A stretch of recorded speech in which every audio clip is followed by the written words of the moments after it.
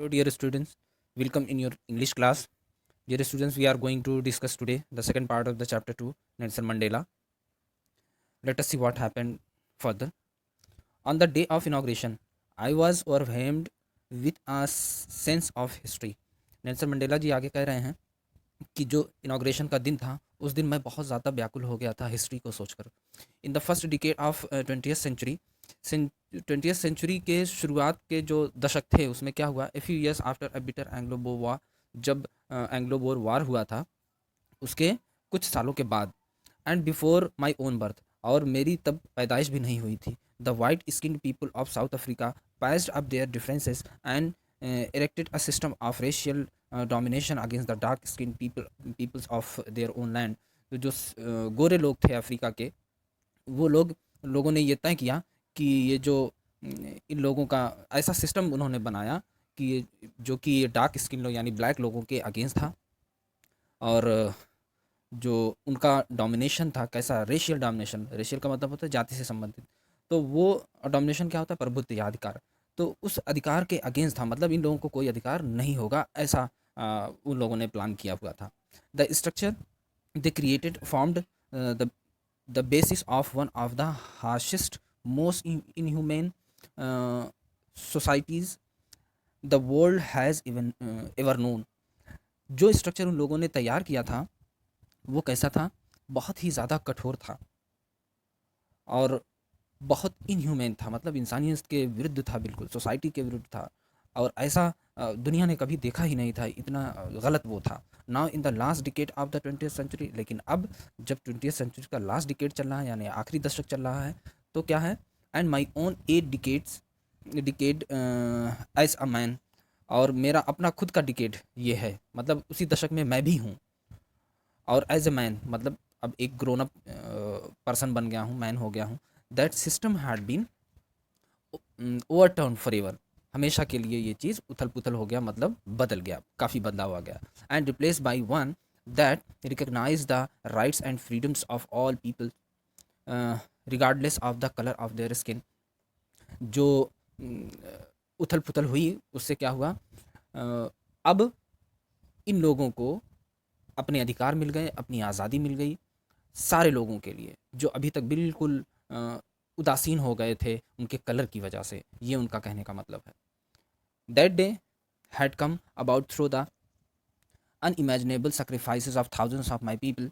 वो कह रहे हैं कि ये जो दिन आया वो कैसे आया, हज़ारों लोगों ने अपना बलिदान दिया है, सेक्रीफाइस दिए हैं, जो कि अनइमेजिनेबल है, मतलब उसकी कल्पना ही नहीं की जा सकती है, हमारे लोगों ने इस तरह का बलिदान दिया। People who suffering and courage can never be counted और रिपेड, और उन लोगों ने जो हिम्मत दिखाई, जो कष्ट सहे, वो सब कभी भी उनकी गिनती नहीं की जा सकती और ना ही उनका कभी भरपाया हो सकता। आई फेल्ट दैट डे, मैंने उस दिन ये महसूस किया, as I have on so many other days, that I was simply the sum of all those African patriots who had gone before me. मेरे पहले जो जा चुके हैं, जो पैट्रियट लोग यानी जो देश से प्रेम करने वाले लोग हैं, जो जा चुके हैं मुझसे पहले, वो क्या कह रहे हैं कि people who suffering and sorry, I felt that day, मैंने उस दिन ये महसूस किया, as I have on so many other days, कि मैं भी उनके बीच में था बहुत और कई दिनों तक। That I was simply the sum of all, मैं भी उनका हिस्सा बना, इस चीज़ के लिए मैं खुश हूँ, मतलब वो बहुत थैंक कहना चाहते हैं दिल से कि उन पैट्रियट्स के बीच में मैं भी रहा हूँ, और जो मतलब उनकी गिनती में मैं भी रहा हूँ जो दुनिया से जा चुके हैं। That long and noble line ended, और ये इतनी लंबी लाइन ख़त्म हो गई, किसकी, ये जो स्ट्रगल इन लोगों ने किया था इतने लंबे समय तक, मतलब एक सदी के करीब हो गया, इतनी मेहनत जो एक लंबी लाइन बनी मेहनत की, वो अब ख़त्म हो गया। And now began again with me, और एक नई लाइन बन गई और मुझसे बनी, मतलब उसकी शुरुआत मैं कर रहा हूँ। I was pained that I was not able to thank them, मुझे कष्ट था इस बात का कि मैं उनको थैंक नहीं कर सकता क्योंकि अब वो दुनिया में नहीं है। And that they way are not able to C watt there sacrifices had rot, और वो ये देख ही नहीं सकते, देख ही नहीं पाएंगे, या देख नहीं पा रहे हैं जो कुछ उन्होंने बलिदान दिया है वो कितना सफल हो गया। आगे देखते हैं। The policy of apartheid created a deep and lasting wound in my country and my people, ये जो पॉलिसी थी रंग भेद वाली, वो इतने लंबे समय तक चली और इतने गहराई से हुई कि हमारे लोगों के दिलों में बहुत गहरा घाव छोड़ दिया. All of us will spend many years if not generations recovering from that profound hurt. ये कष्ट हमारी जनरेशंस बहुत दिनों तक महसूस करती रहेंगी. अगर जनरेशंस नहीं तो क्या होगा, इस चीज़ को रिकवर करने में बहुत समय लगेगा. ये उनका कहने का मतलब, ये जो गहरा घाव हमारे मन में हुआ है इस चीज़ का, जो इतनी दिनों तक हमने कष्ट सहे, उस चीज़ का गहरा घाव बहुत दिनों तक हमारी जनरेशंस में रहेगा. But the decades of operation, ये जो उत्पीड़न वाला डिकेड था, डिकेड मतलब ये जो दशक गुजरा है उत्पीड़न से भरा हुआ, एंड ब्रूटालिटी, और बहुत ही ज़्यादा निर्दयता के साथ व्यवहार किया गया, हैड अनदर अनइंटेंडेड इफेक्ट. ये मतलब बिना किसी कारण के ऐसे ही हमारे ऊपर इफेक्ट इसका पड़ा. And that was that it produced the Oliver Thomas. और यही वजह थी कि ऐसे महान लोग पैदा हुए. वो कुछ लोगों का नाम ले रहे हैं. कौन? Oliver Thomas, the Walter Sisulus, the chief Luthulis, the Yusuf Dadoos, the Bram Fischers, the Robert Sobukwes. इन लोगों का नाम ऑफ आवर टाइम जो हमारे समय में हुआ करते थे वो कह रहे हैं, सबका नाम गिना रहे हैं. Main of such extra ordinary courage, wisdom and generosity. और ये ऐसे लोग थे जिनके अंदर बहुत ही एक्स्ट्रा ऑर्डनरी करेज था. करेज का मतलब क्या है? बहुत ज़्यादा हिम्मत थी, विजडम थी, बुद्धि थी, जनरॉसिटी मतलब उदारता थी इनके मन में. That their like may never be known again, कि इनके जैसा अब शायद कभी हो ही ना. Perhaps it requires such depth of operation to create such heights of characters. इस तरह के कैरेक्टर्स तैयार करने में शायद इसी तरह के उत्पीड़न की आवश्यकता पड़ेगी, मतलब जो उत्पीड़न इन लोगों ने सहा था. My country is rich in minerals and James that lies beneath it soil. वो कह रहे हैं कि मेरे कंट्री में पूरा मिनरल ही मिनरल भरा हुआ है, साथ ही साथ जवाहरात भरे हुए हैं जो इसी मिट्टी के नीचे दबे हुए हैं. But I have always known that it's greatest wealth is it's people. लेकिन मैं हमेशा ये विश्वास करता हूँ, ये जानता हूँ कि इसकी जो ग्रेटेस्ट वेल्थ है, यानी सबसे कीमती चीज़ है, वो क्या है? यहाँ के लोग. Finer and truer than the purest diamond. और ये लोग कैसे हैं? जो सबसे सबसे प्योर डायमंड होता है उससे भी फाइन है और उससे भी सच्चे हैं. It is from these comrades in the struggle that I learn the meaning of courage. ये ऐसे पक्के साथी से जो स्ट्रगल किए हमारे साथ, वो उन्होंने ही सही मीनिंग मुझे सिखाया. यानी उनसे ही सीखने को मिला. किस चीज़ का मीनिंग? करेज का, यानी हिम्मत का मतलब उन्होंने ही सिखाया. Time and again I have scene men and women risk and give their life for an idea. समय ने और फिर मैंने भी ऐसे आदमी और औरतों को देखा जिन्होंने रिस्क लिया और अपनी ज़िंदगी को एक आइडिया के लिए दांव पर लगा दिया. I have seen men stand up to attacks.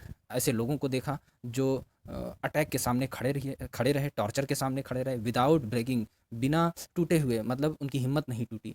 Showing a strength and resilience that defies the imagination. अपनी ताकत को दिखाते रहे और अपने लचीलेपन को दिखाते रहे, मतलब चाहे जितनी भी यातनाएं दीजिए फिर भी वो उसको सहते रहे. और ये दैट डिफाइज द इमेजिनेशन, ये इमेजिनेशन को पूरी तरह से ललकारती हुई स्ट्रेंथ थी उनकी.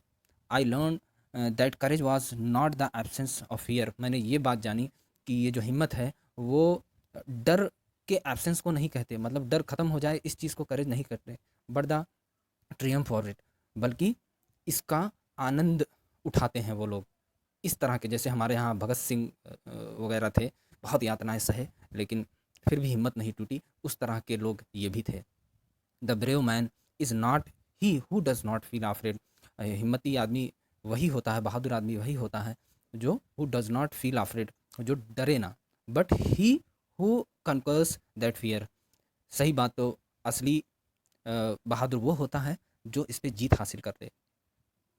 No one is born hating another person because of the colour of his skin और हिज बैकग्राउंड और हिज रिलीजन. कोई भी ऐसा इंसान नहीं है जिसको हेट किया जाए सिर्फ इसीलिए कि उसका कलर ऐसा है या उसका बैकग्राउंड ऐसा है या उसका रिलीजन अलग है. People must learn to hate and if they can learn to hate they can be taught to love. लोगों को नफ़रत करना सीखना चाहिए, अगर वो सीख सकें तो उन्हें प्यार करना भी सीखना चाहिए। For love comes more naturally, क्योंकि ऐसा है कि प्यार जो है ज़्यादा नेचुरली आता है to the human heart than its opposite. नफ़रत के बजाय प्यार जो है वो अच्छे से दिल में उतरता है। Even in the grimmest time in prison, जो बहुत ही कठिन दिन गुजारे प्रिजन में यानी जेल में, when my comrades and I were push to our limits, जब मेरे साथी और मुझे हमारी लिमिट के बाहर यातनाएं दी गई, I would see a glimmer of humanity in one of the guards, मैंने एक गार्ड के अंदर ह्यूमैनिटी देखी, इंसानियत देखी, एक झलक देखी उसकी। पर have just for a second, शायद थोड़ी देर के लिए ही रहा हो, but it was enough to reassure me, जो कि मुझे ये समझाने के लिए काफ़ी था, कीप मी गोइंग, जिससे मुझे हिम्मत मिली और मैं और उसको सहता गया। Man's goodness is a flame that can be hidden but never extinguish, इंसान की जो अच्छाई है वो एक फ्लेम की तरह है, जिसे छुपाया तो जा सकता है लेकिन बुझाया नहीं जा सकता। तो इस वीडियो में इतना ही, बाकी हम लोग नेक्स्ट वीडियो में देखेंगे। Thank you dear students.